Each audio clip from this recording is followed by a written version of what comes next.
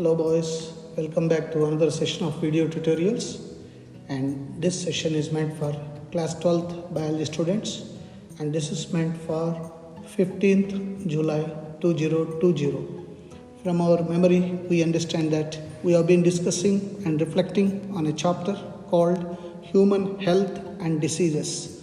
We were discussing about various communicable diseases and the causative organisms, symptoms of the disease, mode of transmission, and possible treatment. And in this, broadly, we discuss how to prevent, because I have been telling you prevention is better than cure. So, prevention and control of diseases. As I said again, it is mainly through food, water, air, and vector-borne or carrier-borne. So, the best way to prevent a disease is to prevent the vectors or control vectors. Have clean and neat food. Have clean and neat water, unadulterated water, and pure air. If we can do this, definitely we can prevent diseases. So, infectious diseases can be prevented through maintenance of personal and public hygiene. This is utmost important. Personal hygiene.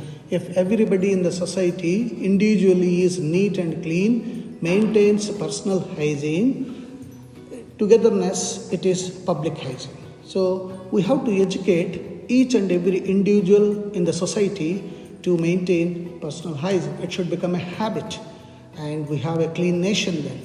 So diseases can be grouped as food and waterborne diseases, airborne diseases, and vector-borne diseases. And food and waterborne diseases, as all of you know, we discussed amoebiasis, ascariasis, typhoid. So mainly it is because of bad food, bad water. Hence, if we can maintain that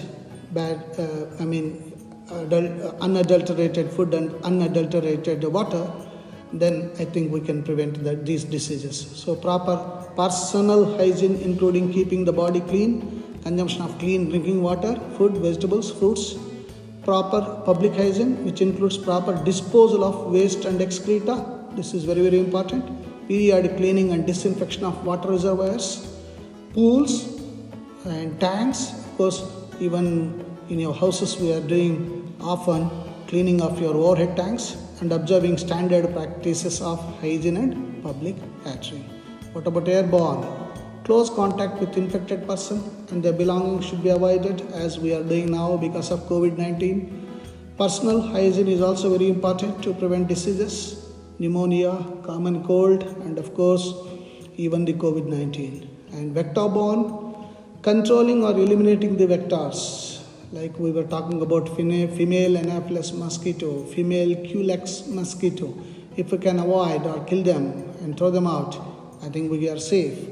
Avoiding stagnation of water. Where do they breed? These vectors breed wherever there is stagnant water.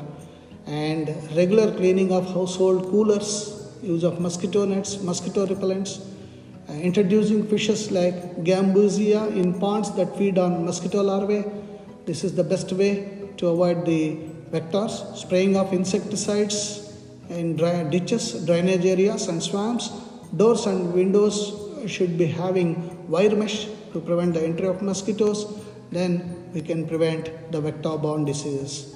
So disease can be prevented also through vaccines. We say vaccination and immunization, the one that internal power we have got right from the day one, the day we are taken birth. So vaccines already eradicated smallpox, polio, diphtheria, pneumonia, and tetanus, and we have been pressed hard to find a vaccine for COVID-19. Worldwide, many countries are working round the clock to make a vaccine. Hopefully by September we'll be able to have a vaccine so that we'll have a normal life. Through biotechnology, of course, we'll be studying this in chapter 11 and 12 in detail. This is the gift from the biology group to the world. Through biotechnology, we can make available newer and safer vaccines. discovery of antibiotics and various other drugs also enabled us to effectively treat infectious diseases. And as I said, the fundamental strength of us is immunity. It is the ability to fight against disease causing organism. So ability of us, that is the host, to fight against disease causing organism is pathogen. So that's immunity. The foreign agents could be pathogens or any foreign substance which in turn could cause disease in a host is also a dangerous one. And there are two types of immunity: innate immunity, acquired immunity. So innate immunity is present from the time of birth and is not pathogen specific. It's a broad strength, not a specific one. Whereas acquired immunity, it is not from birth, but it is pathogen specific. Immunity is conferred based on memory. This is the very important one. It's memory based that immune system have for that pathogen. So broadly we can say immune system is of two types: innate immune system, acquired immune system. In innate, there are some barriers, there are some obstructions which will prevent the pathogens to enter inside our body. First one is physical barrier, like skin, physical barrier. Natural killer cells, like our antibodies, that is white blood cells. And then macrophages, again a type of big white blood cells which swallow the pathogen. And acquired, these are cell mediated. Through cell, they mediate and control the pathogen. So in this, there are two cells, T cells and B cells. Thymus cells present in thymus, and bone cells, bone marrow cells, B cells, T cells and B cells. And humoral, antibody mediated through WBC. So innate immunity is non-specific type of defense. So you must remember that it is not specific, non-specific type of defense, which is present at the time of birth. Right? From birth it is present, but it is not specific. Immunity is provided by different barriers which prevent entry of foreign agents, that is pathogens, inside our body. So it consists of four barriers: physical barrier, physiological barrier, cellular barrier, and cytokine barrier. In physical barrier, it is the barrier which prevents entry of microbes into the body whenever it comes in contact with that. It is skin mainly. Skin is the main barrier which prevents entry of pathogens. Mucus coating present at epithelium lining of the respiratory, gastrointestinal, urogenital tracts. These will trap the pathogens, microbes. So skin is the first physical barrier. And then physiological, our body secretes a lot of secretions. These act as physiological barriers. Like in our stomach, gastric juice is secreted, and the majority of the gastric juice is HCl, hydrochloric acid. Mouth secretes saliva, eyes, tear glands, tears, and these HCl, saliva, tears, and various secretions secreted by glands will act as physiological barriers. And cellular barriers, certain cells of the body eradicate microbes and provide immunity, act by engulfing pathogen. So 360 degrees it surrounds the pathogen and destroys them by secreting certain chemicals against them.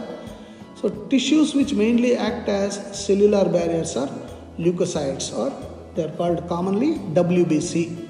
So leukocytes, they have PMNL, polymorphonuclear leukocytes, and second type monocytes, and third lymphocytes, natural killers there.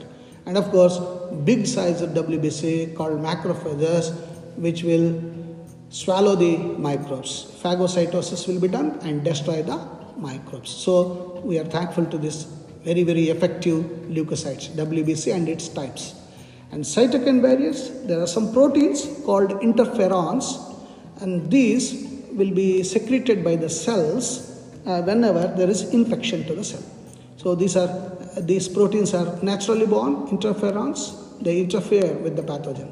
So protects healthy cells from invasion of pathogens, usually secrete from virus infected cells. So interferons protect non-infected cells from further viral infection. So even now in COVID-19, in treating the COVID-19, scientists are focusing the efficacy of these interferons. Hope we get something positive from that. And acquired immunity, as we said, it is pathogenic specific. It is characterized by what is called memory. It remembers how to attack a particular pathogen and in what way it should attack, what should be secreted, and once the first time when it attacks, and that will be recorded in our brain in the form of memory. So whenever second time the subsequent attacks take place, the brain releases all the information from the memory, and the acquired immunity makes very easy inroads into the pathogen. When pathogen encounters body for first time, body responds by producing initial response. We call it primary immune response. Of course, it has low intensity. When same pathogen encounters second time, subsequently, it elicits or makes highly intensified secondary or amnestic response. Secondary response produced in body is due to memory stored in our brain to encounter that pathogen. So types of acquired immunity: 2. Antibody mediated immunity, or it is also called humoral immunity. And second one, cell mediated immunity, CMI. And in acquired immunity, there are some tissues involved. So basically it is B lymphocytes which produce the antibodies, B for bone marrow, T for thymus lymphocytes helps B cells to produce antibodies. So these are the main soldiers for our body. They ensure that defense will be proper for our body. And antibody mediated acquired immunity. These are basically, as we said, lymphocytes, WBC, B and T cells. They are the main soldiers. They mediate process of primary and secondary immune response. When a pathogen invades our body, B lymphocytes identifies that it is a foreign substance, and it responds by producing an army of proteins called antibodies. So basically, anti means against, body, foreign body. Against the foreign body, the proteins are produced. So antibodies are basically protein substances, but they fight against pathogen to eradicate them from body. And T cells helps B cells to produce antibodies. Since antibodies are found in blood, this immunity response is also called humoral immunity response. Humoral means blood. So this is how the humoral immunity takes place. So there's a lymphocyte, and the lymphocyte will have that antibody structures, and these antibody structures will go and sit on the pathogen and destroy the pathogen. So you can see these spring-like structures in lymphocyte. That's how the humoral immunity works. So basically it is extracellular microbes like bacteria, and directly look at that, they go inside the body and the antibodies are secreted. B lymphocytes, the red colored ones, they come and attach to this, and there is neutralization of the pathogen. So lysis means breaking, and phagocytosis, it is the macrophages you are seeing here, they swallow and destroy. This is how the humoral works. And in our next session, we will talk about structure and types of